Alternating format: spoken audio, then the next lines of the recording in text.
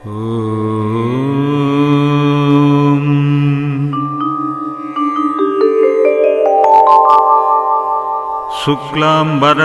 विष्णुं शशिवर्णं चतुर्भुजं प्रसन्नवदनं ध्यायेत् सर्वविघ्नोपशान्तये। यस्य द्विरदवक्त्राद्यः पारिषद्यः परस्यतं विघ्नं निघन्ति सततं वीक्षक्स्वेनं तमाश्रये। व्यासं वसिष्ठनप्तारं सिक्तेः पौत्रमकल्मषम् पराशरात्मजं वन्दे सुकतातं तपोनिधिं। व्यासाय विष्णुरूपाय व्यासरूपाय विष्णवे नमो वै ब्रह्मनिधये वासिष्ठाय नमो नमः। अविकाराय शुद्धाय नित्याय परमात्मने सदैकरूपरूपाय विष्णवे सर्वजिष्णवे। यस्य स्मरणमात्रेण जन्मसंसारबन्धनात् विमुच्यते नमस्तस्मै विष्णवे प्रभविष्णवे। ॐ नमो विष्णवे प्रभविष्णवे। श्रीवैशम्पायन उवाच श्रुत्वा धर्मानशेषेण पावनानि च सर्वशः युधिष्ठिरः शान्तनवं पुनरेवाभ्याभाषत। युधिष्ठिर उवाच किमेकं दैवतं लोके किं वाप्येकं परायणं स्तुवन्तः कं कमर्चनः प्राप्नुयुः मानवाः शुभम्। को धर्मः सर्वधर्माणां भवतः परमो मतः किं जपन्मुच्यते जन्तुः जन्म संसारबन्धनात्। श्रीभीष्म उवाच जगत्प्रभुं देवदेवम् अनन्तं पुरुषोत्तमं स्तुवन्नाम सहस्रेण पुरुषः सततोत्थितः।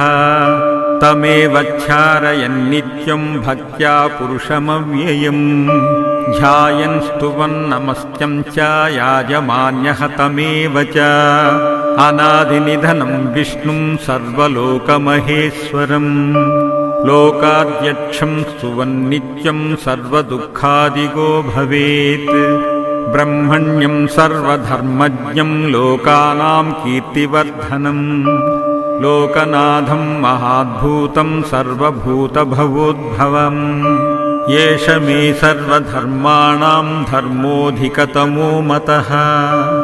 यद्भक्त्या पुण्डरीकाक्षं स्तवैरर्चेन्नरः सदा।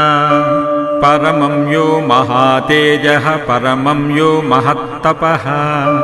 परमं यो महद्ब्रह्मा परमं यः परायणम्। पवित्राणां पवित्रं यो मङ्गलानं च मङ्गलम् दैवतं देवतानं च भूतानां यो व्ययः पिता।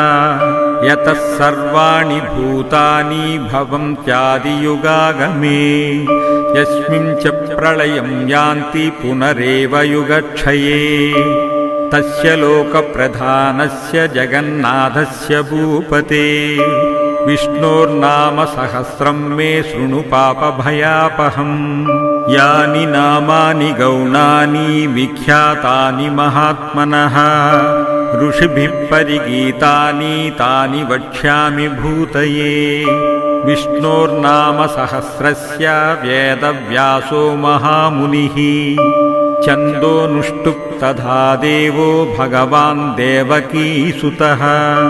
अमृतांशूद्भवो बीजं सिक्तिर्देवकीनन्दनः त्रिशामा हृदयं तस्य शान्तर्ध्ये विनियुज्यते। विष्णुं जिष्णुं महाविष्णुं प्रभविष्णुं महेश्वरम् अनेकरूपदैत्यान्तं नमामि पुरुषोत्तमम्। अस्य श्रीविष्णोर्दिव्यसहस्रनामस्तोत्रमहामन्त्रस्य श्रीवेदव्यासो भगवान् ऋषिः अनुष्टुप्छन्दः। श्रीमहाविष्णुः परमात्मा श्रीमन्नारायणो देवता अमृतांशोद्भवो भानुरिति बीजम् देवकीनन्दनस्पृष्टेति शक्तिः उद्भवः शोभनो देव इति परमो मन्त्रः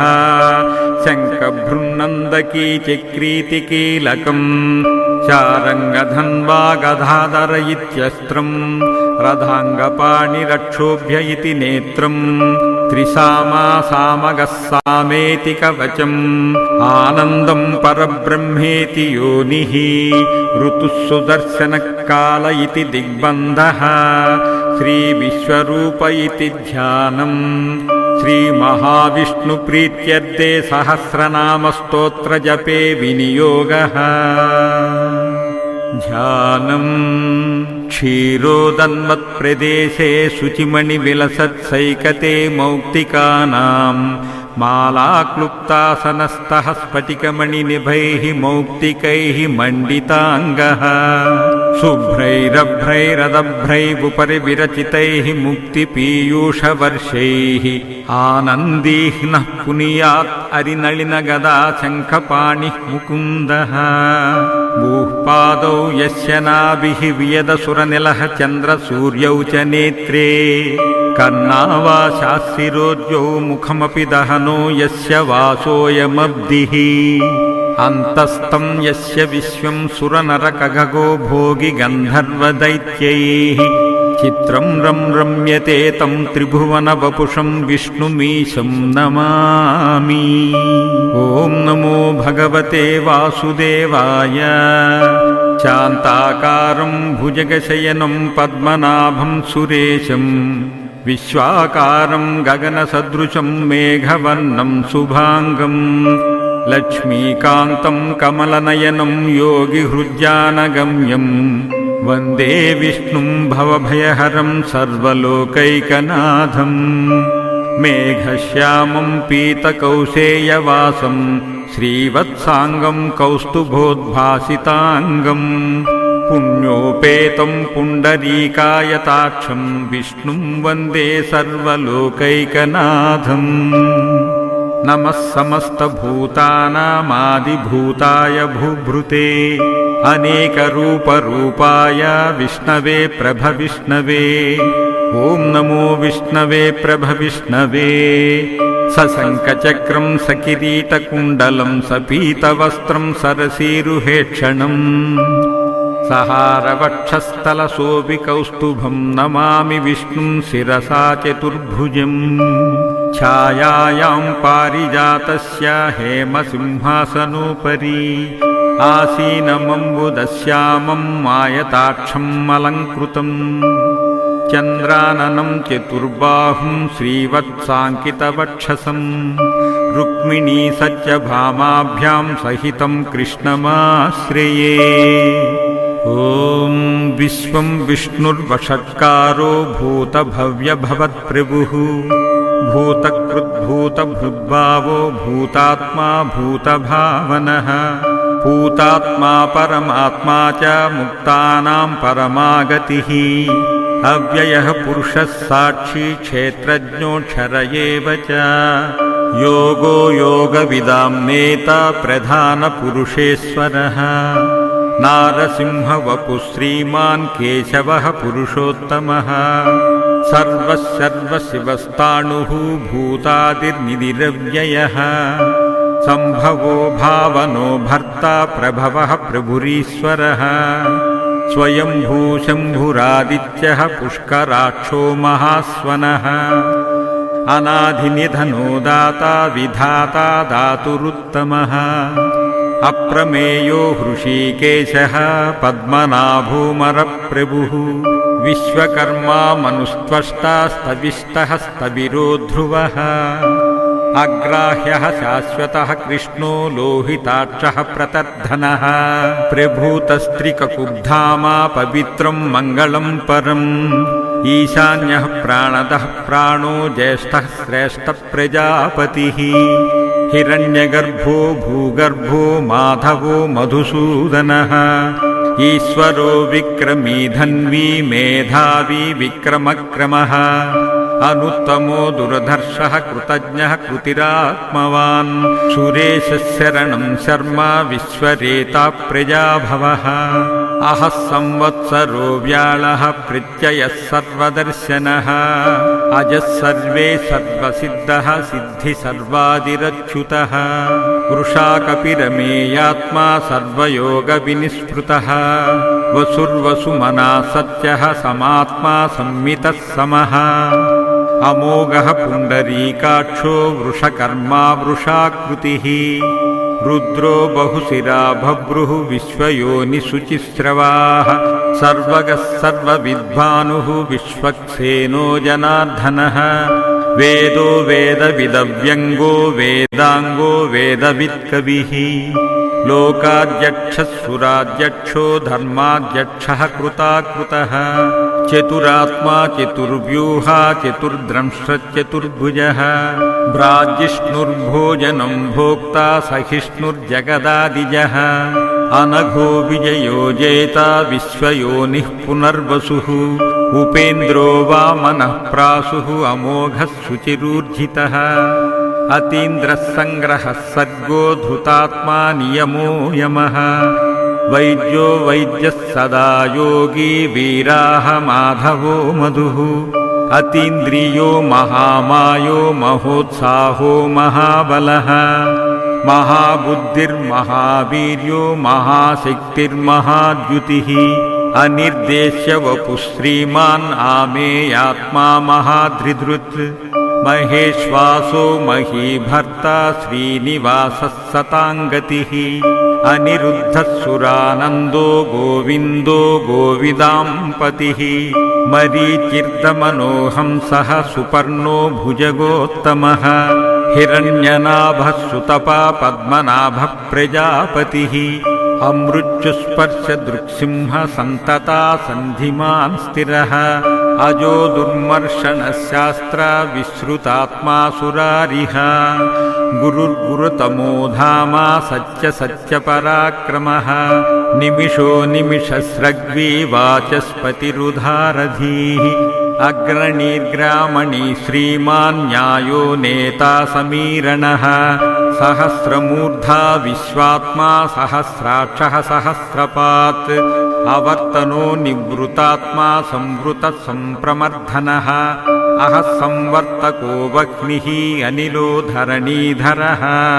सुप्रसादः प्रसन्नात्मा विश्वसृग्विश्वभुग्विभुः सत्कर्ता सत्कृतः साधुः जह्नुर्नारायणोन्नरः असंख्ययो प्रमेयात्मा विशिष्टश्चिष्टकृच्छुचिः सिद्धार्थसिद्धसङ्कल्पा सिद्धिदत्सिद्धिसाधनः वृषा हि वृषभो विष्णुः वृषपर्वा वृषोधरः वर्धनो वर्धमानश्च विभक्तश्रुतिसागरः सुभुजो दुर्धरो वाग्मी महेन्द्रो वसुदो वसुः नैकरूपो बृहद्रूपः सिपिविष्टः प्रकाशनः ओजस्तेजो द्युतिधरः प्रकाशात्मा प्रतापनः बुद्धसृष्टाक्षरो मन्त्रः चन्द्रांशुर्भास्करद्युतिः अमृतांशुद्भवो भानुः शिशुबिन्दुः सुरेश्वरः औषधं जगतः सेतुः सत्यधर्मपराक्रमः भूतभव्यभवन्नादः पवनः पावनो नलः कामः कामकृत्कान्तः कामकामप्रदप्रभुः युगादिकृद्युगावर्तो नैकमायो महाशनः अदृश्यो व्यक्तरूपश्च सहस्रजिदनन्तजित् इष्टो वसिष्ठशिष्टेष्ट शिखण्डी नहशो वृषः क्रोधहो क्रोधकृत्कर्ता विश्वबाहुर्महीधरः अच्युतः प्रदितः प्राणः प्राणदो वासवानुजः अम्पानिधिरधिष्ठानाम् अप्रमत्तः प्रतिष्ठितः स्कन्दः स्कन्दधरो दुर्यो वरदो वायुवाहनः वासुदेवो बृहद्भानुः आदिदेवः पुनर्धरः अशोकस्तारणस्तारः शूरः सौरिर्जनेश्वरः अनुकूलस्य तावर्तः पद्मी पद्मनिभेक्षणः पद्मनाभो रवीन्दाक्षः पद्मगर्भः शरीरभृत् महद्विबुद्धो वृद्धात्मा महाक्षो गरुडध्वजः अतुलस्य रभो भीमः समयज्ञो हविर्हरिः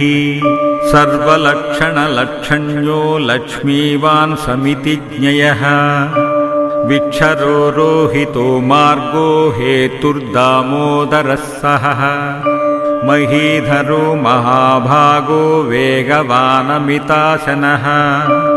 उद्भवः क्षोभणो देवः श्रीगर्भः परमेश्वरः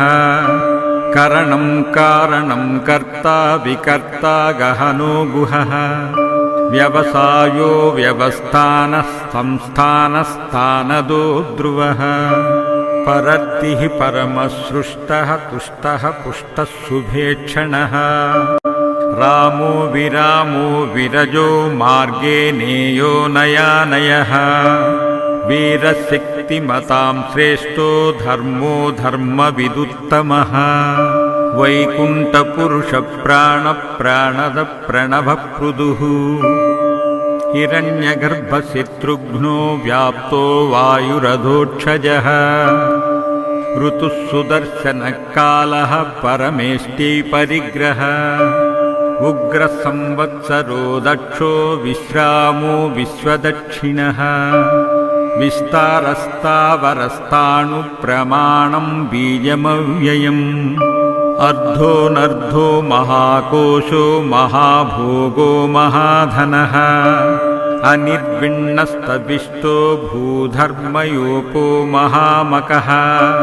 नक्षत्रनेमि नक्षत्रीक्षमक्षामः समीहनः यज्ञयज्ञो महाजश्च कत्रुः सत्रं सताङ्गतिः सर्वदर्शी निवृतात्मा सर्वज्ञो ज्ञानमुत्तमम् सुव्रतः सुमुखः सूक्ष्मः सुघोषः सुखदः सुहृत् मनोहरो जितक्रोधो वीरबाहुर्विदारणः स्वापनः स्ववसो व्यापी नैकात्मा नैककर्मकृत् वत्सरो वत्सलो वत्सी रत्नगर्भो धनेश्वरः धर्मगुद्धर्मकृद्धर्मी सत्सत्क्षरमक्षरम् अविज्ञातसहस्रांशु विधातकृतलक्षणः गभस्तिनेमि सत्त्वस्तः सिंहाभूतमहेश्वरः आदिदेवो महादेवो देवेशो देवभृद्गुरुः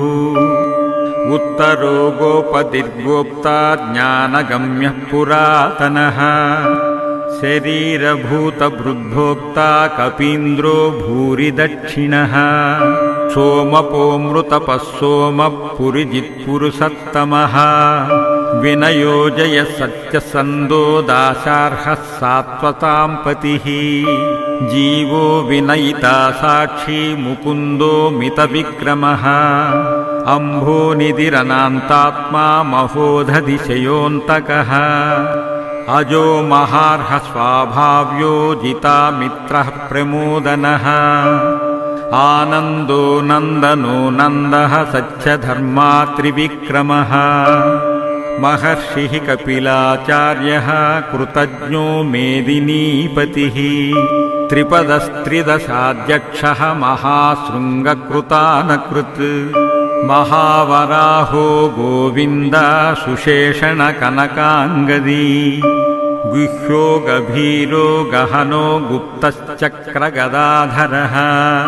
वेधस्वाङ्गोजितकृष्णो दृढः सङ्घर्षणोच्युतः वरणो वारुणो वृक्षः पुष्कराक्षो महामनाः भगवान् भगः नन्दी वनमाली हलायुधः आदित्यो ज्योतिरादित्य सहिष्णुर्गतिसत्तमः सुधन्वाकर्णपरशु दारुणो द्रविणः प्रदः दिवि स्पृक्सर्वदृक्वासो वाचस्पतिरयो निजः त्रिसामासामगः सामा निर्वाणं भेषजं भिषक् सन्न्यासकृच्छमशान्तो निष्ठा शान्तिपरायणः शुभाङ्गशान्तिदस्रष्टा कुमुदः कुवलेशयः गोहितो गोपितर्गोप्ता वृषभाक्षो वृषप्रियः अनिवर्ती निवृतात्मा संक्षेप्ता क्षेमकृच्छिवः श्रीवत्सवक्षा श्रीनिवासा श्रीपतिः श्रीमताम्बरः श्रीदश्रीश श्रीनिवास श्रीनिधिः श्रीविभावनः श्रीधर श्रीकर श्रेया श्रीमान् लोकत्रयाश्रयः स्वक्षस्वङ्गशतानन्दो नन्दिर्ज्योतिर्गणेश्वरः विजितात्मा विधेयात्मा सत्कीर्तिश्चिन्नसंशयः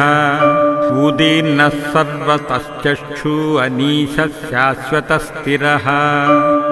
भूषयो भूषणो भूतिविशोकः शोकनाशनः अर्चिष्मानर्चितकुम्भो विशुद्धात्मा विशोधनः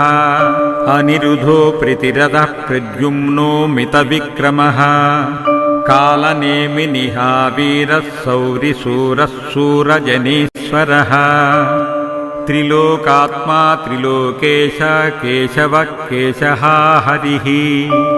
कामदेवः कामपालः कामी कान्तकृतागमः अनिर्देश्य वपुर्विष्णुर्वीरोऽनन्तो धनञ्जयः ब्रह्मण्यो ब्रह्मकृत् ब्रह्मा ब्रह्म ब्रह्मविवर्धनः ब्रह्मविद्ब्रह्माणि ब्रह्म ब्रह्मज्ञ ब्राह्मणप्रियः महाक्रमो महाकर्मा महातेजा महोरगः महाक्रतुर्महायज्वा महायज्ञो महाहविः स्तव्यस्तव प्रियस्तोत्रं स्तुतश्चोतारणप्रियः पूर्णः पूरयिता पुण्यः पुण्यकीर्तिरनामयः मनोजवस्तीर्थकरो वसुरेता वसुप्रदः वसुप्रदो वासुदेवो वसुर्वसुमनाहविः सद्गति सत्कृति सत्ता सद्भूति सत्परायणः शूरसेनो यदुश्रेष्ठः सन्निवासः सुयामुनः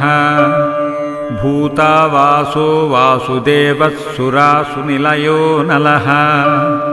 दर्पः दर्पदो दृप्तो दुर्धरो धापराजितः विश्वमूर्तिर्महामूर्ति दीप्तिमूर्तिरमूर्तिमान् अनेकमूर्तिरव्यक्तः शतमूर्तिशताननः एकोनैकः सवक किं यत्तत्पदमनुत्तमम् लोकबन्धुर्लोकनाथो माधवो भक्तवत्सलः सुवर्णवर्णो हेमाङ्गो वराङ्गश्चन्दनाङ्गदी वीरः विषमसूनो घृताशीरचलश्चलः अमानीमानदो मान्यो लोकस्वामी त्रिलोकधृत् सुमेधामेतजो धन्यः सत्यमेधाधराधरः तेजो वृषो द्युतिधरः सर्वशस्त्रभृताम्बरः प्रग्रहो निग्रहो व्यग्रो नैकशृङ्गो गदाग्रजः चतुर्मूर्तिश्चतुर्बाहुश्चतुर्व्यूहश्चतुर्गतिः चतुरात्मा चतुर्भावश्चतुर्वेदविदेकपात् समावर्तो निवृतात्मा दुर्जयो दुरतिक्रमः दुर्लभो दुर्गमो दुर्गो दुरावापो दुरारिः शुभाङ्गो लोकसारङ्गः सुतन्तुस्तन्तुवर्धनः इन्द्रकर्मा महाकर्मा कृतकर्मा कृतागमः उद्भवः सुन्दरः सुन्दो रत्ननाभः सुलोचनः अर्को वाजशनिशृङ्गी जयन्तः सर्वविद्ययी सुवर्णबिन्दुरक्षोभ्यः सर्ववागीश्वरेश्वरः महाह्रदो महागर्तो महाभूतो महानिधिः कुमुदकुन्दरकुन्दपर्जन्यः पावनो निलः अमृताशो मृतवपुः सर्वज्ञ सर्वतोमुखः सुलभः सुव्रतः सिद्धः शत्रुजिच्चित्रुतापनः न्यग्रोदोदुम्बरोऽश्वत्थश्चाणूरान्ध्रनिगाधनः सहस्रार्चि सप्तजिह्व सप्तैधा सप्तवाहनः अमूर्तिरनघोचिन्त्यो भयकृद्भयनाशनः अणुर्बृहत्कृशस्थूलो गुणभृन्निर्गुणो महान् अधृतस्प्रधृतस्वास्तप्राङ्वशो वंशवर्धनः भारभृत्कथितो योगी योगीशः सर्वकामदः आश्रमश्रमणः कामा सुपर्णो वायुवाहनः धनुर्धरो धनुर्वेदो दण्डो दमयितादमः अपराजितः सर्वसहो नियन्ता नियमो यमः सत्यवान् सात्विक सत्यः सत्यधर्मपरायणः अभिप्रायप्रियारोह प्रियकृत्प्रीतिवर्धनः विहाय सगतिर्ज्योति सुरुचिर्हुतभुग्विभुः रविर्विरोचनः सूर्यः सविता रविलोचनः अनन्तो हुतभुग्भोक्ता सुखदो नैकदोऽग्रजः अनिर्विण्णः सदामर्षी लोकादिष्टानमद्भुतः सनात्पनातनतमः कपिलः कपिरव्ययः स्वस्तिदस्वस्तिकृत् स्वस्ति स्वस्तिभुक् स्वस्ति दक्षिणः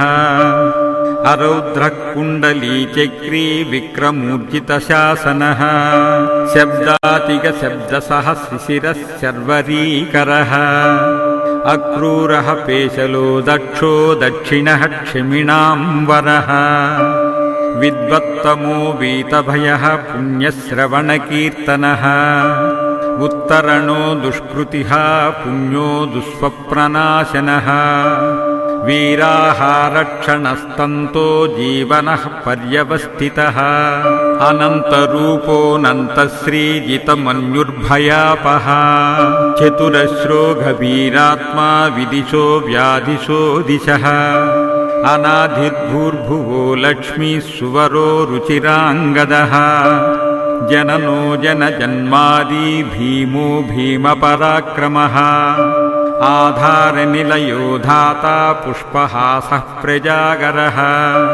ऊर्ध्वगसत्पदाचारः प्राणदः प्रणवप्रणः प्रमाणं प्राणनिलय प्राणधृत् प्राणजीवनः तत्त्वं तत्त्वविदेकात्मा जन्म मृत्युजरातिगः भूर्भुवस्वस्तुरस्तारः सविता प्रपितामहाः यज्ञो यज्ञपतिर्यज्ञा यज्ञाङ्गो यज्ञवाहनः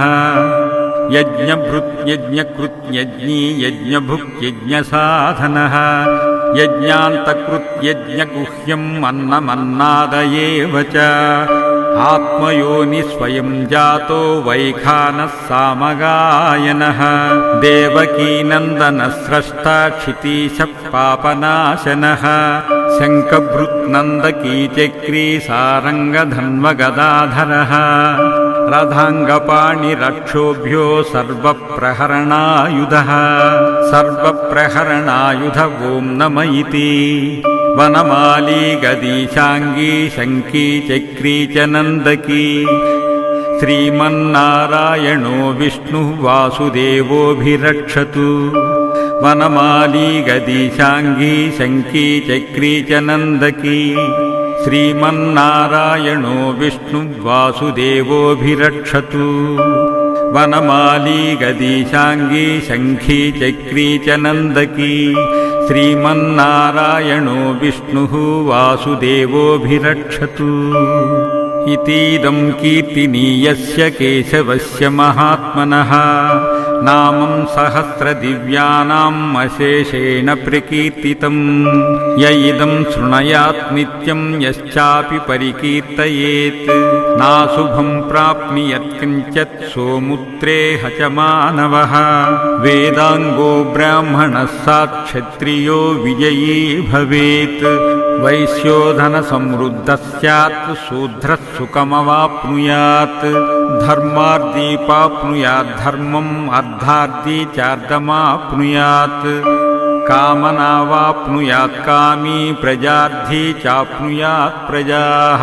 भक्तिमान्यः सदोत्थाय शुचिस्तद्गतमानसः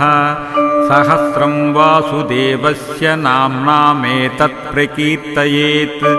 यशः प्राप्नोति विपुलं ज्ञाति प्राधान्यमेव च अचलां श्रियमाप्नोति श्रेयः प्राप्नोत्यनुत्तमम् न भयं क्वचिद्वाप्नोति वीर्यं तेजश्च विन्दति भवत्य रोगो द्युतिमान् बलरूपगुणान्वितः रोगार्तो मुच्यते रोगात् बद्धो मुच्यते बन्धनात् भयान्मुच्येत भीतस्तु मुच्येतापन्न आपदः दुर्गण्यातिथिरत्यासु पुरुषः पुरुषोत्तमम् स्तुवन्नाम सहस्रेण नित्यं भक्तिसमन्वितः वासुदेवाश्रयो मर्त्यो वासुदेवपरायणः सर्वपापविशुद्धात्मा याति ब्रह्म सनातनम् न वासुदेवभक्तानाम् अशुभं विद्यते क्वचित् जन्म मृत्युजरा व्याधि भयं नैवोपजायते इमं स्तवमधीयानः श्रद्धा भक्तिसमन्वितः युज्येतात्मा सुकाङ्क्षान्तिः श्रीधृतिस्मृतिकीर्तिभिः न क्रोधो न च माच्छर्यं न लोभो नाशुभामतिः भवन्ति कृतपुण्यानां भक्तानां पुरुषोत्तमे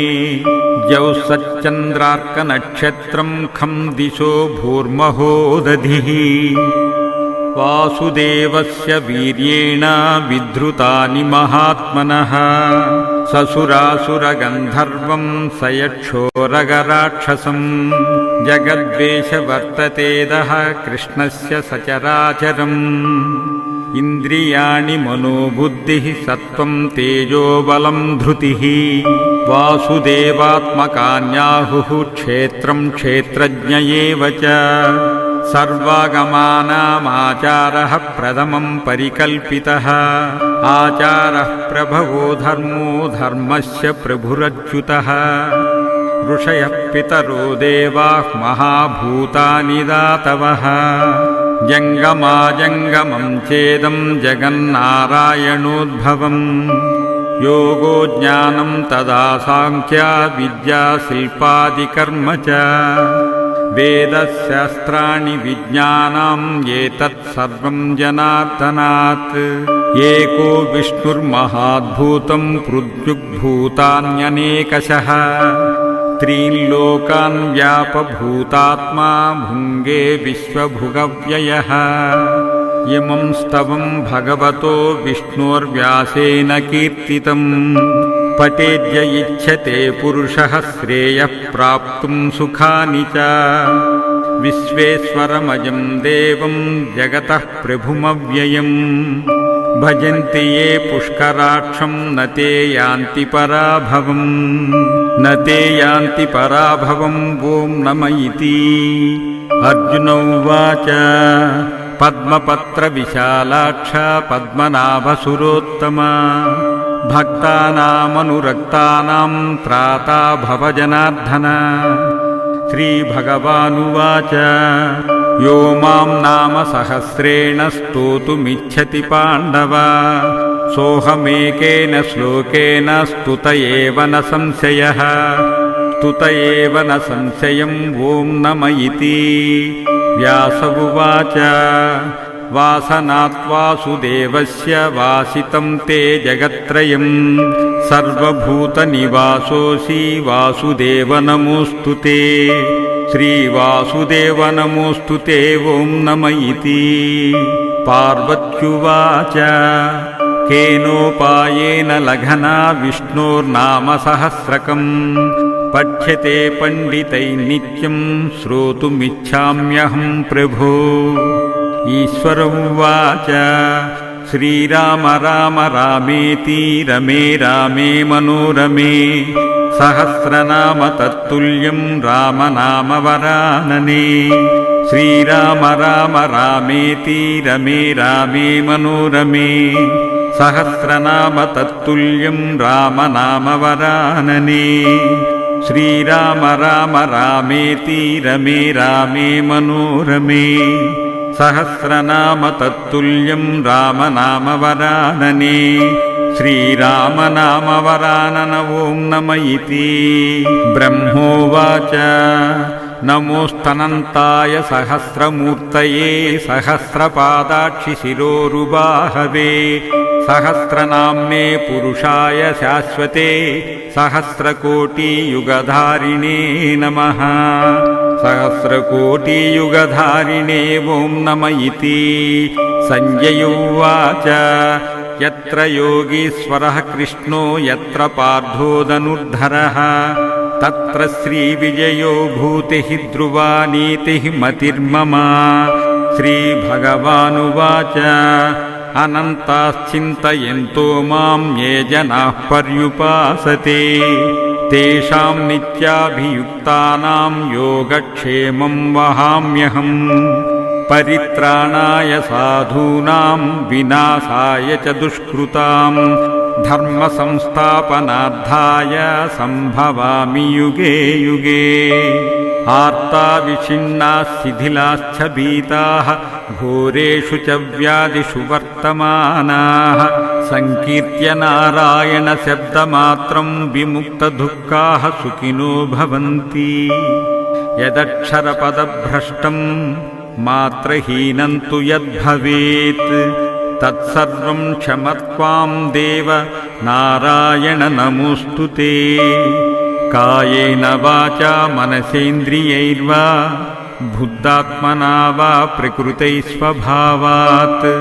करोमि यद्यत् सकलं परस्मै नारायणायेति समर्पयामि।